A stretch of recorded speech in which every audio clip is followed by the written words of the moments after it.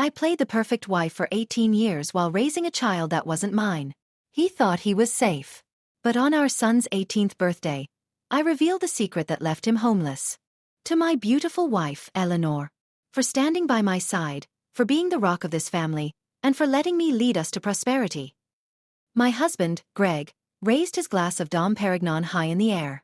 The crystal caught the light of the chandeliers in the ballroom of the St. Regis, sending rainbows dancing across the faces of our 200 guests. He looked the part of the perfect patriarch, silvering hair at the temples, a bespoke Italian suit that hid his softening midsection, and a smile that had charmed investors and mistresses alike for 2 decades. "And to my son, Leo," Greg bellowed, turning to the handsome 18-year-old boy standing awkwardly next to the DJ booth. "Today, you become a man. You're going to Harvard, son. A chip off the old block. I remember changing your diapers, teaching you to throw a ball.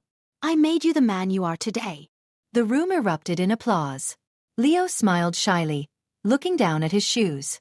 He hated the spotlight. He was quiet, thoughtful, and kind, traits he certainly didn't inherit from the man shouting into the microphone.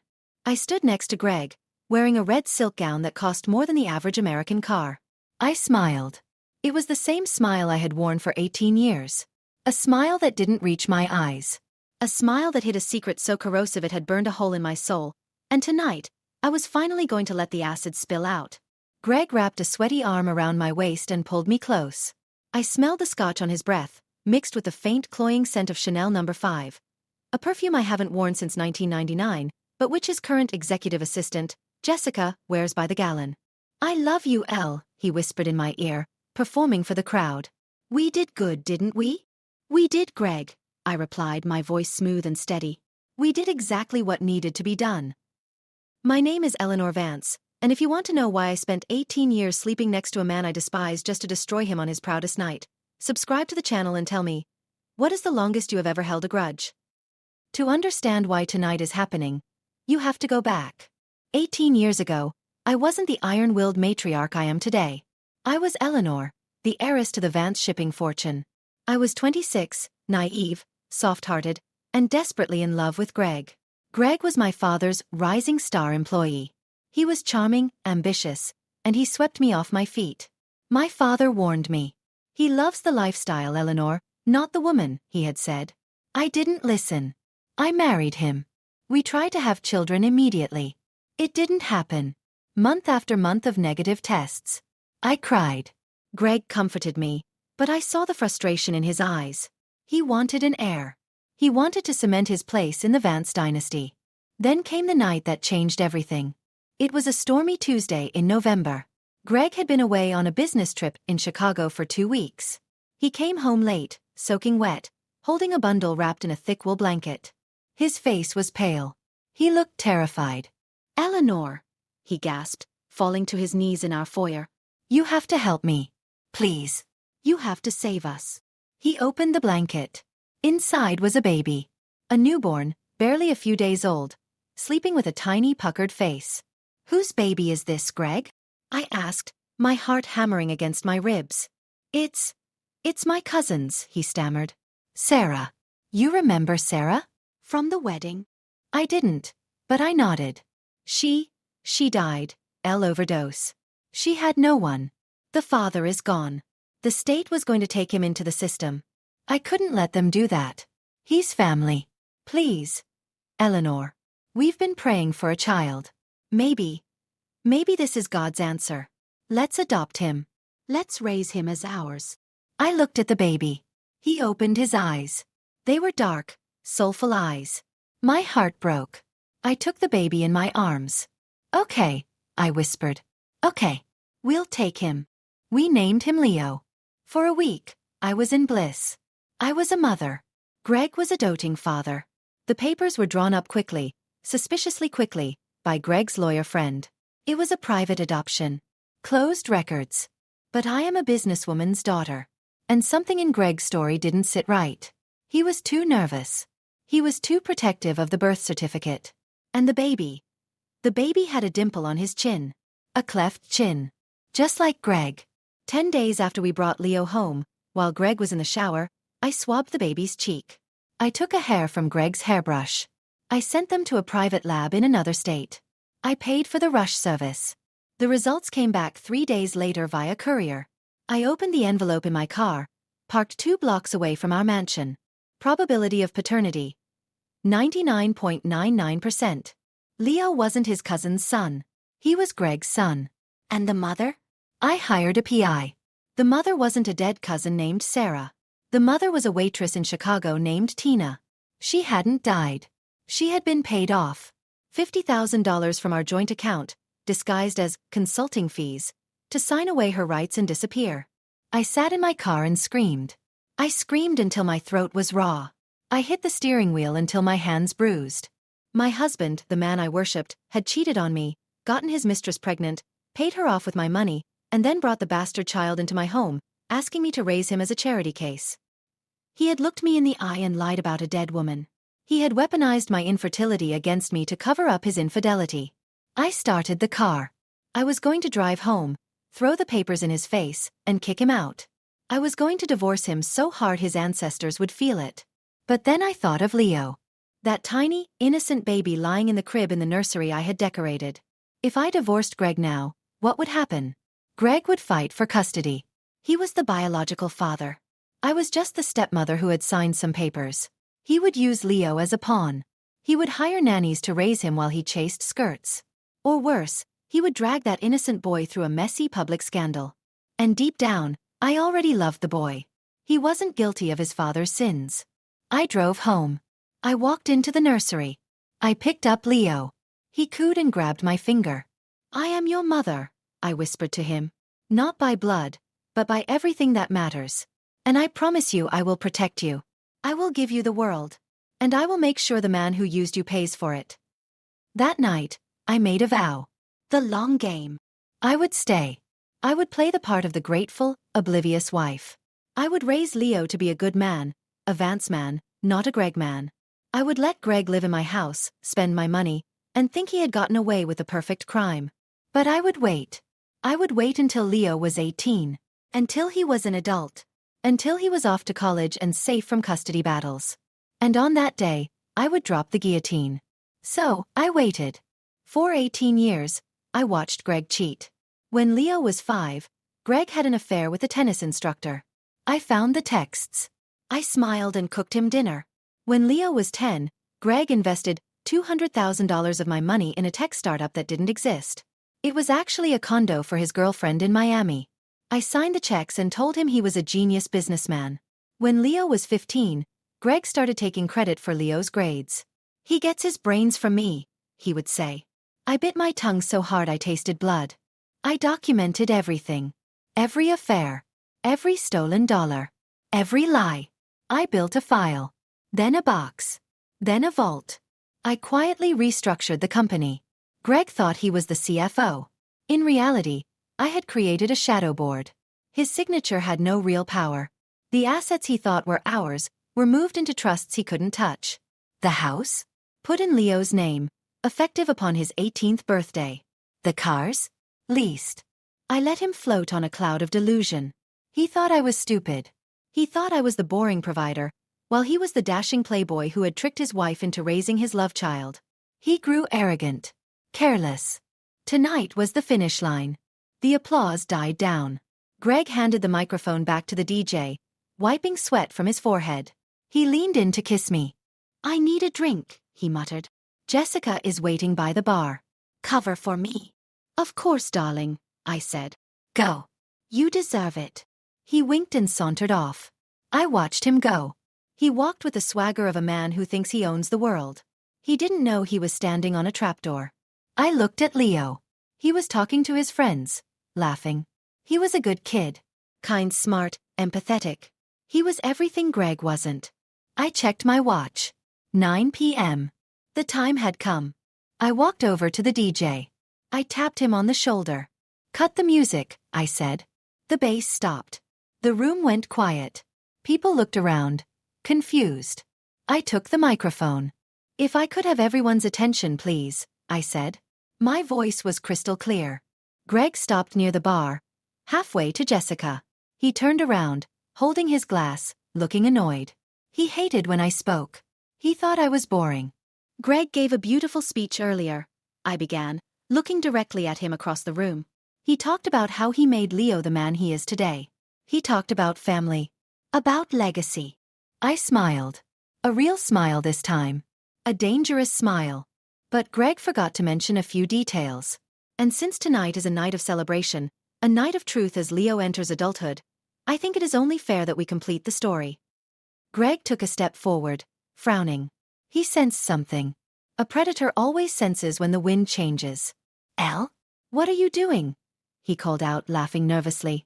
"Save the speeches for the toast." "This is a toast, Greg," I said. "A toast to 18 years of perfect performance." I reached under the DJ booth and pulled out a box. It was a simple black box, tied with a red ribbon. "Leo," I said, turning to my son. "Come here, sweetheart." Leo walked up to me, looking confused. "Mom? What's going on?" "I have a birthday gift for you," I said gently. "And a gift for your father." I placed the box on the table in the center of the dance floor. "Greg," I commanded, "come open your gift." Greg walked over slowly. The room was deadly silent. The guests sensed the tension. The air was thick with it. "Eleanor, you're making a scene," Greg hissed under his breath as he reached me. "You're drunk. We'll talk about this at home." "Open the box, Greg," I said into the mic.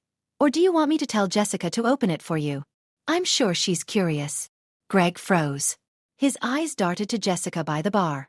His face drained of color. He reached for the ribbon. His hands were shaking. He untied it. He lifted the lid. Inside, there was no watch. No keys to a new Ferrari. There were 3 things. A stack of papers stapled together. A USB drive. A single sealed envelope marked DNA. Greg looked at the envelope. He stopped breathing. "What is this?" he whispered. "Pick up the envelope, Greg," I said. "Show the room." He didn't move. So I reached into the box. I picked up the envelope. I held it up. 18 years ago, I said to the crowd, my husband came home with a baby. He told me it was his dead cousin's son. He begged me to adopt him. To save him. The crowd murmured. Leo looked at me, his eyes wide. I agreed. I continued. I raised him. I loved him. I packed his lunches, I bandaged his knees, I stayed up with him when he had the flu. I looked at Leo. You are my son, Leo. In every way that counts. You are the best thing that ever happened to me. Then I turned back to Greg. My eyes were cold fire. But this envelope? I tapped it. This is a DNA test I took the week you brought him home, Greg. Greg made a sound, a choked, strangled noise. It proves that Leo isn't your cousin's son, I announced. He is your son. Your biological son. Conceived with a waitress named Tina in Chicago while I was home taking fertility shots, crying myself to sleep because I thought I was the broken one. The room gasped. It was a collective shockwave. You. Greg stammered. You knew. For 18 years, I said. Every single day. Every time you looked me in the eye and lied. Every time you played the hero. I knew. Why? He whispered. Why didn't you say anything? Because Leo needed a mother, I said simply. And I wasn't going to let a narcissist like you ruin his childhood with a custody battle. I wasn't going to let you use him as a bargaining chip. I threw the envelope on the floor. But he is 18 today, Greg. He is an adult. He is going to Harvard. He is safe. I reached into the box again and pulled out the stack of papers. Which brings me to the second part of the gift. I handed the papers to him. These are divorce papers, I said. Effective immediately. And because of the infidelity clause in our prenuptial agreement, which you signed because you thought I was too stupid to enforce it, you get nothing. No alimony. No settlement. No house. Greg looked at the papers. He looked at the crowd. He looked at me. You can't do this, he said, his voice rising to a shout. I helped build this company. I am the CFO. Actually, I smiled. You are the CFO of a shell company I created 5 years ago to keep you busy. It has 0 assets. The real Vance shipping assets were transferred to a trust in 2015. A trust managed by me. You've been playing Monopoly while I was playing chess. I leaned in close. You have nothing, Greg. The car outside? Leased in the company name. The keys have been deactivated. Your credit cards? Cancelled an hour ago. The house? It belongs to Leo now. I turned to Leo. He was crying, but he wasn't looking at Greg. He was looking at me. "I'm sorry you had to find out this way, Leo," I said, my voice softening. "But I couldn't live one more day with the lie." Leo walked past Greg. He didn't even look at his biological father. He came straight to me and hugged me. He hugged me so hard I almost lost my balance. "I love you, Mom," he sobbed into my shoulder. I held him. And over his shoulder, I watched Greg.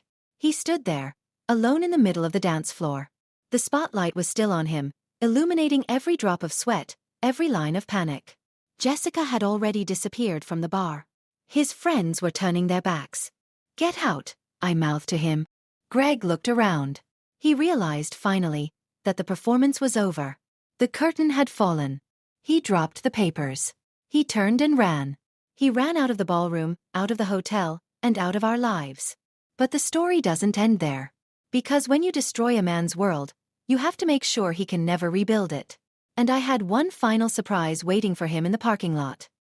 I watched from the ballroom window as Greg ran into the valet parking area. He looked like a man possessed, his expensive tuxedo jacket flapping in the wind, sweat drenching his back. He reached the sleek black Mercedes S-Class, the car he loved more than he ever loved me. He grabbed the door handle. It didn't budge. He pressed the key fob frantically. Click, click, click. Nothing. The valet, a young man named Kevin who I had tipped generously earlier that evening, walked up to him. I couldn't hear what was said, but I saw Kevin shake his head and point to a tow truck idling at the gate. The car wasn't broken. It was already repossessed. The lease was in the company name, and the company, my company, had terminated the contract at 8:59 p.m. Greg kicked the tire. He screamed at the sky. Then, he slumped against the door, sliding down until he was sitting on the asphalt, a king without a castle. Jessica, his mistress, never came out to join him. I found out later she had called an Uber the moment I mentioned the shell company. Rats are always the first to flee a sinking ship. I turned back to the room. The guests were still in shock, but the air felt lighter. Leo was sitting at a table, surrounded by his friends who were patting him on the back. He looked shaken, but relieved. The secret was out. The poison was drained. My name is Eleanor Vance, and if you want to see exactly what happens when a narcissist realizes he's been outsmarted by his boring wife, keep watching. The crash is spectacular. The aftermath. The war room. Greg didn't disappear quietly. Narcissists never do. They fight, they claw, they try to rewrite reality. 3 days later, he showed up at my office with a lawyer. Not a good lawyer. No top firm would touch him because his assets were frozen, but a strip mall attorney who looked like he slept in his suit. I was waiting for them in the main conference room. I sat at the head of the glass table. On my right was Arthur, my general counsel. On my left was Leo. Greg walked in, looking disheveled. He hadn't shaved. His eyes were bloodshot.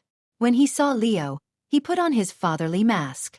"Leo," he said, his voice cracking with fake emotion. "Son, thank God you're here. Your mother. She's having a breakdown. She's vindictive. We need to get you out of this toxic environment." Leo didn't look up from his iPad. "I'm fine, Greg." Greg flinched. "Greg? I'm your father." "Biologically, yes," Leo said, finally looking him in the eye. "But a father doesn't lie to his son for 18 years. A father doesn't make his wife raise his affair partner's child as a charity case." "I did it for us," Greg shouted, slamming his hand on the table. "I did it to keep the family together."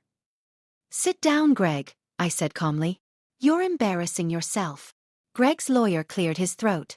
"Mrs. Vance, we are here to contest the validity of the prenuptial agreement. My client argues that he was under duress when he signed it. Furthermore, he claims 50% ownership of Vance Shipping due to his 18 years of service as CFO." I smiled. I opened a thick folder in front of me. "Arthur, would you like to do the honors?" Arthur adjusted his glasses. "Certainly. Mr. Vance, regarding your service as CFO, we have conducted a forensic audit of your activities over the last decade.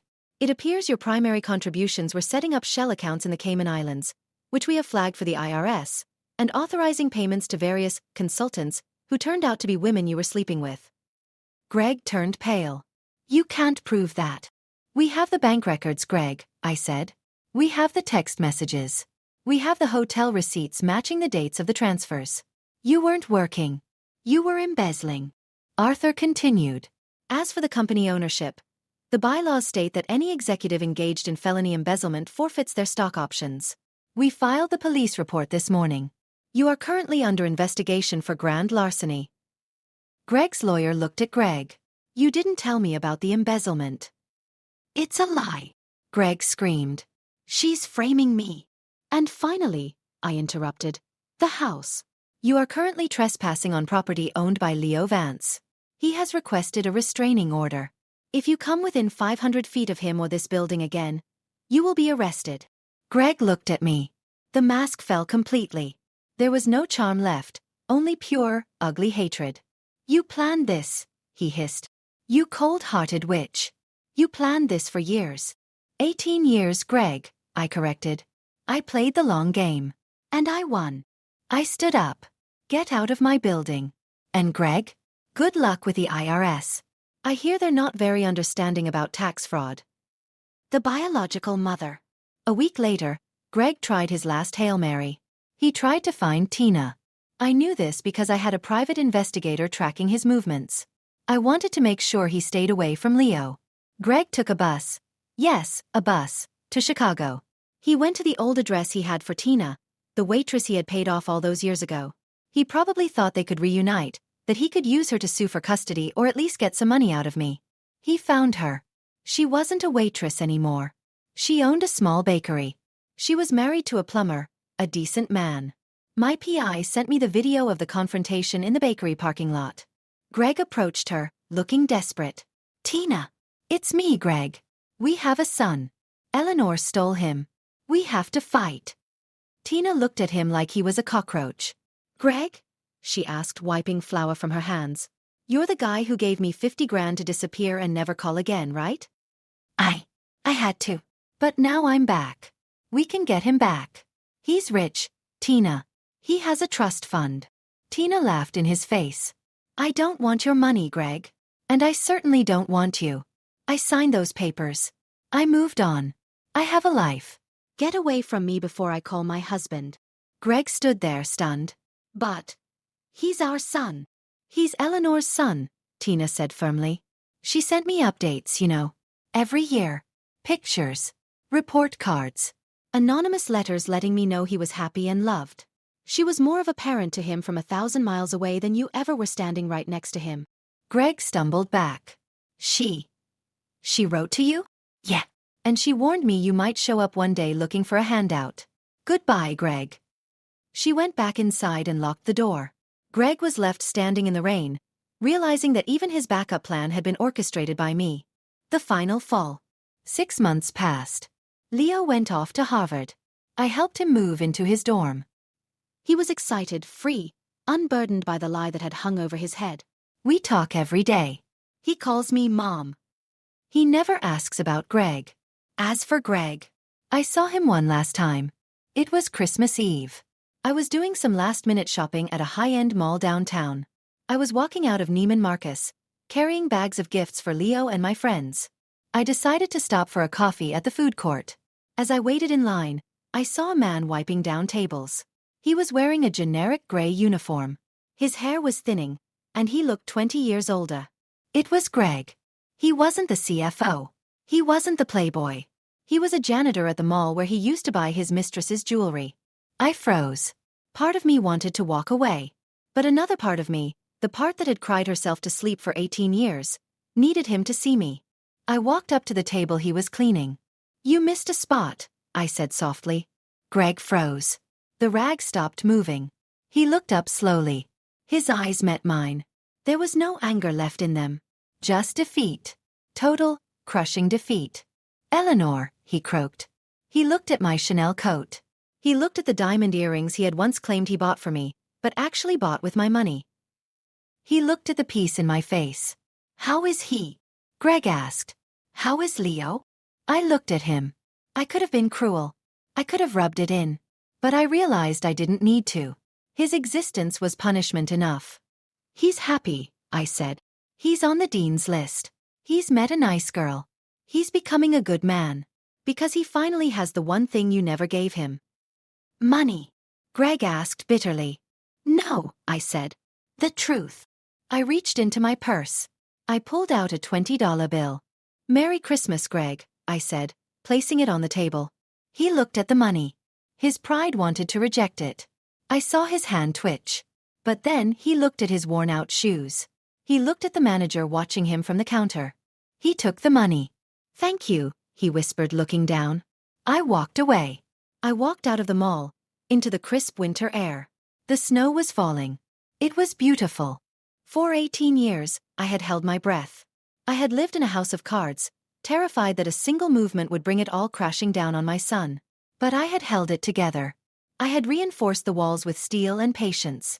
And now the house was gone. The liar was gone. All that was left was the truth. And the truth, I realized as I got into my car and drove home to my quiet, peaceful life, was absolutely priceless. The long game was over. And I had won everything.